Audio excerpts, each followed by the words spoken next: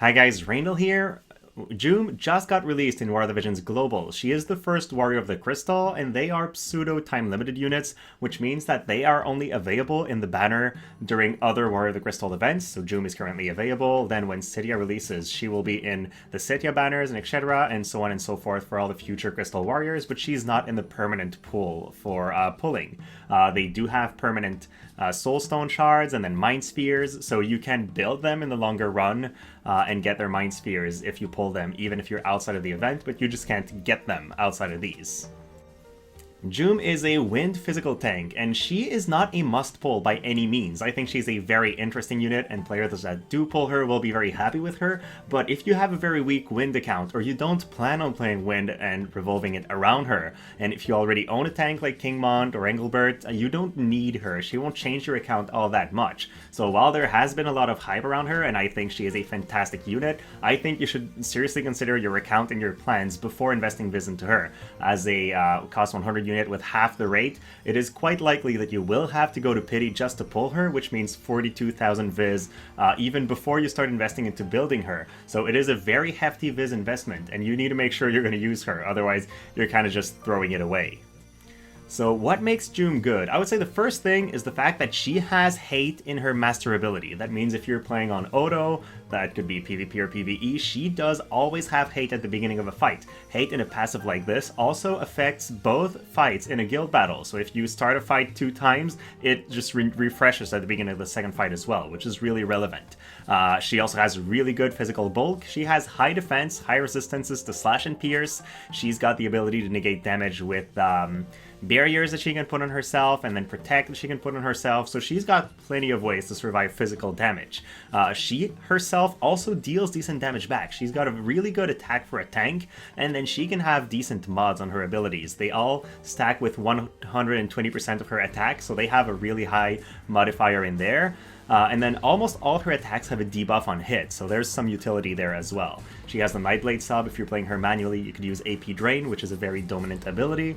But she is average as a tank versus magical attacks. She has a little bit of an innate magical weakness, but mainly she just does not have a lot of spirit or a lot of barriers that would work towards magical attacks. So all her mitigations is oriented towards physical attacks, which makes her an average tank if you're not fighting other physical attackers. Her mobility is also average. She can get a jump of 2, but otherwise it's a standard 3 and 1, so it's not nearly as good as what Kingmont has with his 4 and 2 with Shikuchi.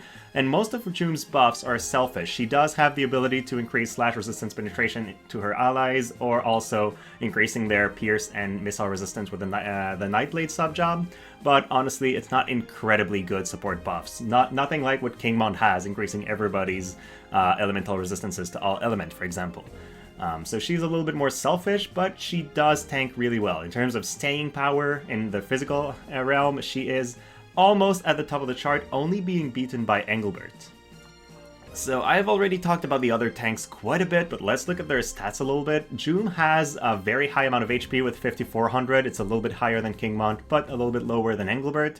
And you can tell Engelbert will be a much better physical tank. He has 27 base defense compared to Jeume's 8. He's got crazy good resistances to slash and missile and strike, so he's really good in that department. He can apply courage on himself twice in a fight. He's got a 50% physical barrier. So if you just want somebody who is going to be a wall and remain alive against physical threats for a long time, Engelbert actually does the job better as a cost 70 unit than what Jeume can do.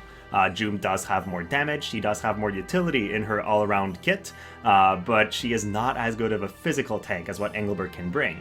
And then Kingmont is a bit of a different unit. Kingmont is about as strong against magic as Jeume can be. He is a little bit less tanky, he will have less staying power, but his utility is off the chart. Kingmont's Limit Break is basically a game winner. If you can land it on a couple enemies and berserk them, you win the fight for sure. And then he has a chance of disabling. He's got really good supports overall, so I think he's much more versatile as a character than what Jeume brings. So you have kind of 3 extremes, where Jeume is the middle ground between a very high physical staying power and some good utility. Kingmont has a little bit less staying power, but really good utility. And then Engelbert has little to no utility, but he stays on the field forever. And then if we're talking about status effects, Jeume has pretty good resistances to disable, which is great. You don't want anybody to get disabled in this game, but she is not resistant to charm or stop.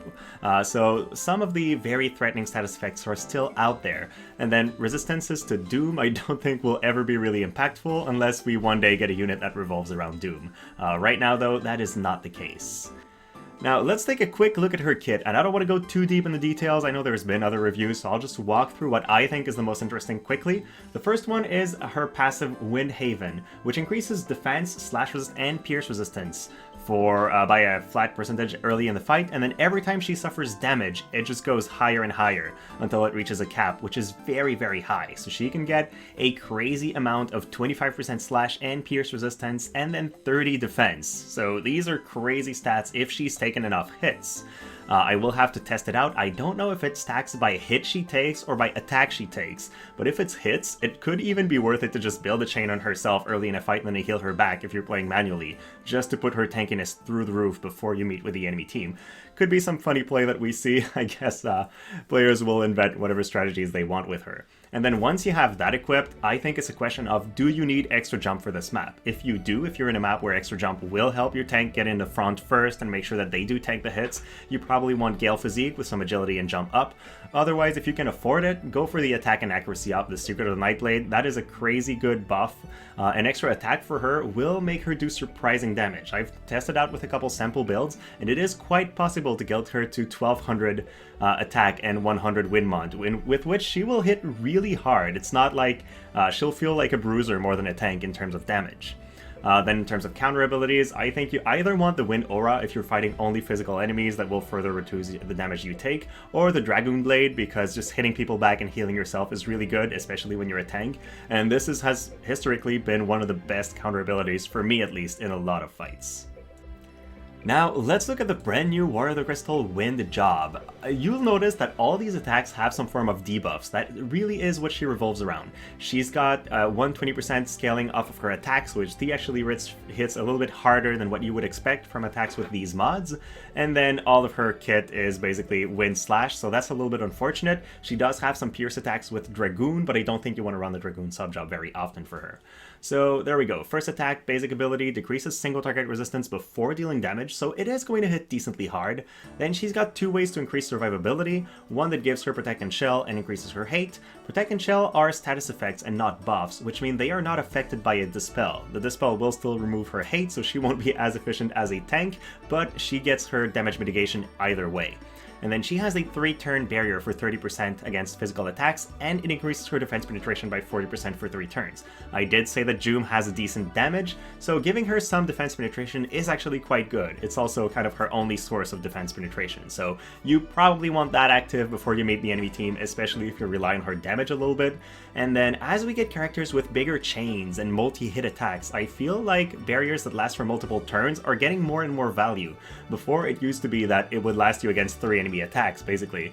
And now there's so many units that will just take 2 hits or 3 hits at you instantly and just go through your barrier right away, that a multi-turn barrier is getting a lot more value than it used to in War of the Visions. Then her next attacks, she has one that reduces counter chance to 0 and then deals damage and then heals her back. As a 205 mod damage, this is going to hit pretty hard, especially if you've used the Air and Scissor, the first ability first, which decreases single target resistance. Now you just hit pretty damn hard with all that. But I think we'll see a lot more of the Stormwind Rend, or Destruction Blade if you see it on screen, which is an attack that has a guaranteed hit in a large AoE and then decreases agility. I think this might allow the Wind teams to fight the Light teams a lot better than they used to, because what Light teams do is they go faster than you, they lap you, and they beat your butt with chains. But if you can decrease their agility in an AoE, and then have a guaranteed hit to make sure you land that on the enemy Elena, that's going to help you a lot with not getting lapped. And so with that, I think they might have a tool to fight the Light teams. And then the final ability is a large AoE hit again, which then increases her own single target resistance, which is another way for her to survive. And I don't see a lot of moves in War of the Visions where you deal damage and increase your own survivability with the same thing. So that could be useful, but again, I think we'll see more of the large AoE attack that's a guaranteed hit and decreases agility. That's really the bread and butter of her kit. Now, in terms of sub-job, I don't think you'll use the Wind Crystal Warrior sub-job too often. You do get an ability that increases slash resistance penetration by 20%. I think it's too low to have much of an impact unless the enemy is slash immune, and even then, why would you use slash attackers against those? And then she's got an attack that is a new pattern of an AoE and decreases attack and magic, but it's nothing out of this world. I don't think any of this is better than what she already has in her main job. Her limit break is also pretty cool. It's a cone attack that increases her own slash attack and then deals damage. Again, it's decent. It's going to make her hit rather hard, but I kind of wish this would decrease slash resistance instead or something like that, because as it currently stands, if your enemy has good slash resistance, Jeume will not be able to hit them very hard. Still, it's a pretty good ability. It does have a very high AP cost of 43 so be careful about that. Then, in terms of sub-jobs, she has access to Nightblade and Dragoon. Nightblade does have a little bit of supporting abilities with the Pierce and Missile Resistance buff up, which is good, but I think she has better single-target buffs for herself. I think she really wants to be the one that stays alive the longest, so I would likely turn that off, actually, and make sure my tank runs off in the front. AP Drain for manual play will be insanely good, and even then, you get access to Spinning Slash as well, which is a 210 mod. It's going to be her hardest hitting ability, so if she ever gets surrounded by enemies, this will probably be used by the AI, and I could see some pretty good value leaving that on. Dragoon is really just there if you want the extra mobility, maybe playing manually, or if you want her to have a different attack type. So if you're targeting enemies with really good slash resistance, maybe you would want to run the Dragoon sub-job just so you get a little bit of a piercing attack in your kit. Now on to a sample build. I did create a sample build using the vision cards that you see on screen and then 2 units that have wind affinity with her. So this is how we got to these stats. She's got nearly 10,000 HP, 61 defense before taking hits. Remember, this goes up every time she takes a hit. 43 slash resistance, 30 pierce resistance. Again, before she takes hit, these can increase by 15 more when she takes damage. And look at that surprising almost 1200 attack, 81 agility, and 100 wind mod on attacks. She is going to hit pretty hard for a tank, and this is really one of her main selling points, I think. The fact that not only does she have good staying power, but she's also very annoying for the enemy team while she stays alive. Now, if you look at the vision cards I've used for this build, 2 of them are time-limited vision cards. I don't know if a gift like no other is a must, but I do feel like the Nier Automata vision card is a must for wind. This extra luck that you get helps any evadee character land better hits, but it also just increases the wind element's accuracy overall. And if you want to fight some evasion characters, not all good wind units have guaranteed hits. You have Winter Luartha now that can increase accuracy in an AoE, and then with this and the Nier VC, you have a very accurate team. Somebody like Jeume with guaranteed attacks will perform a little bit better in that department, but I feel like the Nier VC is really one of the best VCs for wind, and if you don't own that, then your wind game cannot be as strong as another players.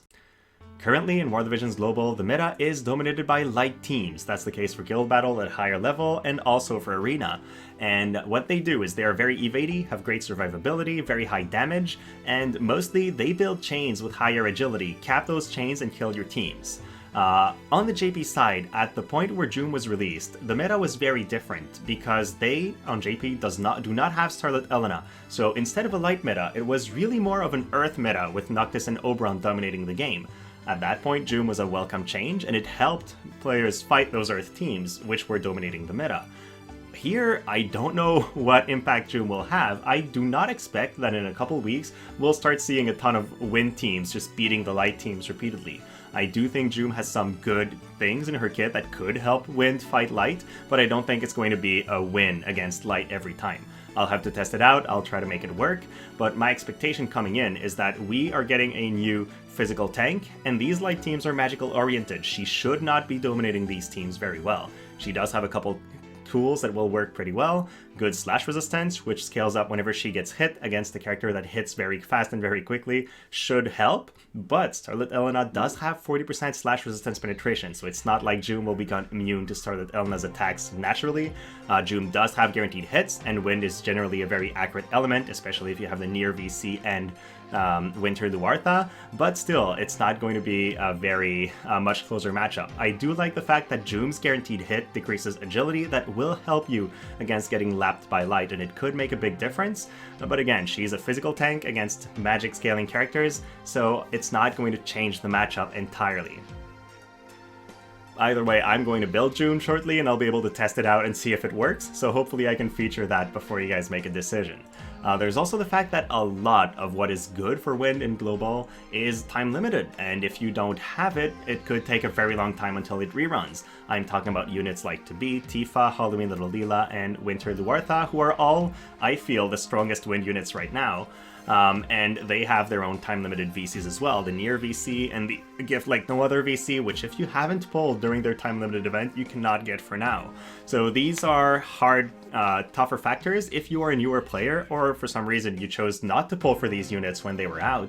I don't know if Jeume is such a good investment. In the permanent pool, there are a couple of really good units still for win. If you have Varesh, he is an incredible magical duelist. He will fight units like Starlit Elena very well, and so he could go with Jeume and create a really, really powerful team.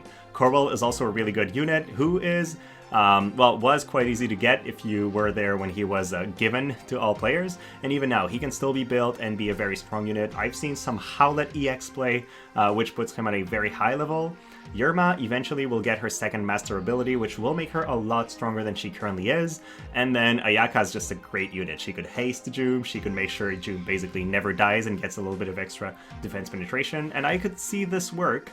But I feel like if you don't own the time-limited wind options, it becomes a lot of a tougher decision because you will not be able to get the best potential out of Jeume.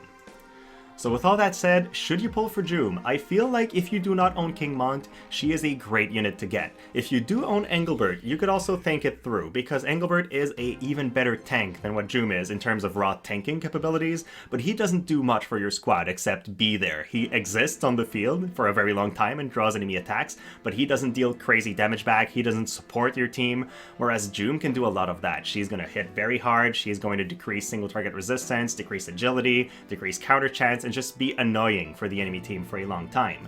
I find that Jeume is very comparable to King Mont, however, who has a chance of disabling, decreases slash resistance, has a chance to just berserk the entire enemy team. He is a very similar unit to Jeume in the way that he is a tank that cannot be ignored. And so if you own King Mont and you've already built him, I don't know how much you need Jeume. The only scenario where I would really go for her is either you don't own one of the top tanks and she is your best way to get one of them, or you own a very strong wind crew and you want to play wind. If you do, then go for it. That is the whole reason why I'm personally going for her. I do have the wind units, I want to make them work, and I just love playing wind in general, so she's a great pick for me, for my account, and the way I intend to play. But should you go for her just because she looks fun and you've seen a lot of hype about her? Not really. I think it's more of a strategic decision than that. So that's my verdict. You assess your own account and see whether she's a good investment for it or not. But I think most players should probably be sitting this one out and save their viz for some future units that will be a lot more universal. With that said, thank you very much for watching, guys. I will now be building my June and trying her in Arena as soon as I can, so I'll start working on that, and I'll see you guys in the next video. Thank you for watching, and have a great rest of your day.